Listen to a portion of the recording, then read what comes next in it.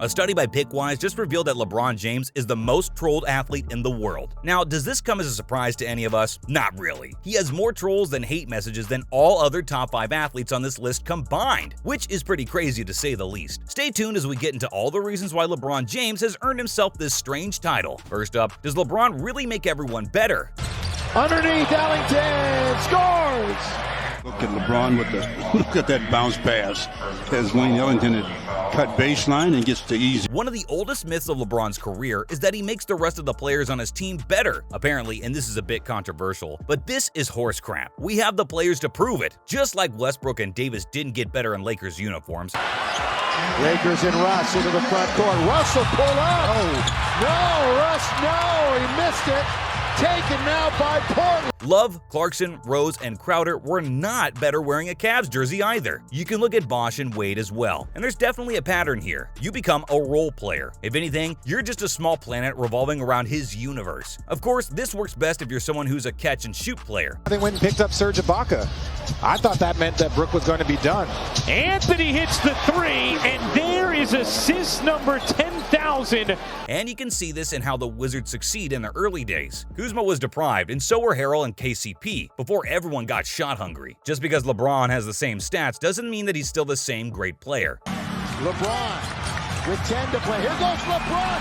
Nobody home.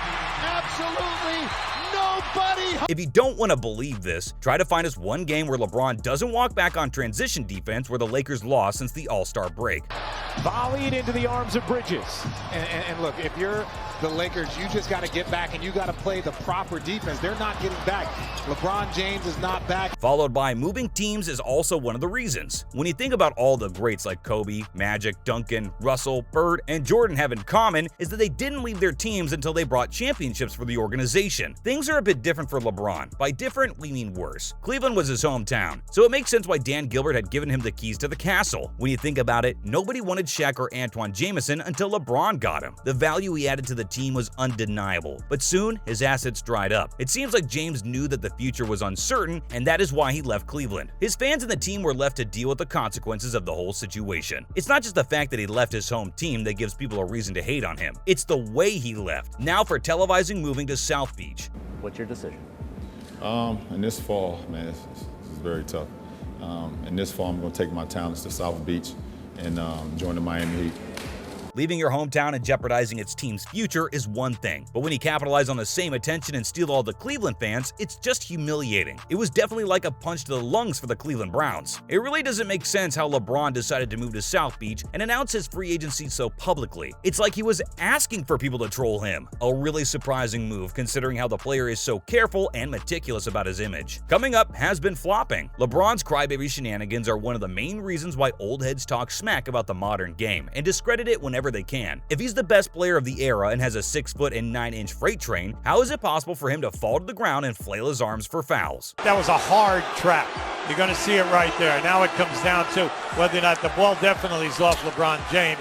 As the ball almost came to you to give. Sulking after this embarrassing moment isn't a great look on a grown man like him either. If you're ignorant, you definitely won't understand why so many old heads are frustrated. The league is literally built on hard hits because of guys like George Mikan. The same goes for Jordan because of the way he overcame the bad boy Pistons. The list can go on and on. Allen Iverson also played the same way, but LeBron? He falls to the ground almost like he got hit by something huge like a bat every time someone misses his head. You've got to give props to him for the drama. Next up, he also hasn't been making the right plays lately. Saying that LeBron can make the right play is almost as funny as watching him slowly go from little hair to almost none to extra shiny hair, and then back to not a lot of hair, and now to a suspiciously normal head of hair. Keyword, almost. If he likes, LeBron can very easily make the right pass, but when you look at the biggest final shots for the past 10 years, they had him on the floor. What makes things even crazier is that both the passes came from his own teammates. It's an undeniable fact, but you also have to accept that you don't see this in other greats of the basketball world like Jordan. If he wants to be the GOAT, he sure doesn't act like it. Moving on to the media coverage. Here's a question for you. If any other team was 10 games below 500, would they be getting any sort of media attention? No, right? Well, this clearly isn't the case for the Lakers, because even after their terrible performances all season, the cameras are all on them. If LeBron was on a team like Phoenix, ESPN and other sports channels would have to take a break almost one season long from talking about any other sport on TV other than b-ball. Reporters like Nick Wright from FS1 would be caught drooling in between takes while Skip Bayless's veins would inflate to the size of a tennis ball. The point is, both of them would be extremely happy. Maybe if the Lakers weren't in the spotlight all the time, there would be fewer chances to hate on the Lost James. Not our nickname, by the way, just a generous Twitter users. Next, his fans are also a huge reason he gets trolled so much. It seems that LeBron James's fans are just like him. Fans say things like he's the best because he has the most stats, but when you think about it, it makes no sense. If you use this logic, Kareem would be the GOAT way after Jordan. His fans say he's the youngest player to have scored over 30,000 points. But what about the fact that Michael Jordan did the same thing and played 147 fewer games? You can't just take numbers at face value like that. His personal army of keyboard warriors also says that he's the best because no one's averaging the same stats at his age. That's great for LeBron and his little fans, but since when has longevity been the only thing that matters in the NBA? It seems like all these fans are asking us to do is focus on one thing, which is stupid. We could refute stupid arguments like this all day, but everyone has better things to do. Unlike LeBron's 11-year-old fans, who could probably jump teams as fast as him, no wonder they love the Lakers forward so much. Coming up, he also created the super team era, which kind of backfired. LeBron likes to credit himself with a lot of things. He wants to be known as a pioneer. When super teams were formed, it changed the league. LeBron usually joins teams so he can feed off their all-star potential, but unfortunately, he ends up bringing everyone down with his, excuse the strong words, abysmal trade ideas. Like, at least make it look like you're trying to fix things, man. After this, everything is history because the franchise's futures are sucked dry. We have an excellent example of this when you look at LeBron's history. He didn't just join Cleveland because it's the palace where he grew up. He joined it because they were the only team in 2015 that had a great balance of talent and cap size. This strategy worked well for him for a while, but now the Lakers are also kind of suffering. His own movement is working against him now, and it looks like LeBron James is helpless right now. No wonder fans keep trolling him. Finally, for his lack of wins in the finals. You can spin it however you want, but you can't deny that a 4-6 finals record is just laughable, especially if you have a good squad. Even though it's not as bad as other people's records, like Jerry West's 1-8, for example, you can still understand why. West was able to get his team to the finals and got railroaded by a much more powerful squad. They didn't even have a chance, but LeBron, he's had a shot at many finals, especially 11, 14, and 15s. Still, he hasn't been able to bring the trophy home to his team even though everything was right in front of him, from great players to amazing leadership. These numbers are enough to let us know that LeBron's EC Finals run was very overrated. He was only battling younger players from the Celtics and many lackluster and forgettable teams from the Eastern Conference. The Western Conference was the real deal, with Duncan's Spurs, Kobe's Lakers, Curry's Warriors, and Harden's Rockets, but LeBron could rarely go up against them and come out as a winner. He only does well when he's playing against the underdogs, and it makes sense why people would hate on him for it. That's a wrap for this video. What do you think about all these reasons? Does LeBron really deserve to be the most trolled athlete in the world? Let us know in the comments below. Make sure to give this video a thumbs up and subscribe to our channel for more videos like this. See you in the next one!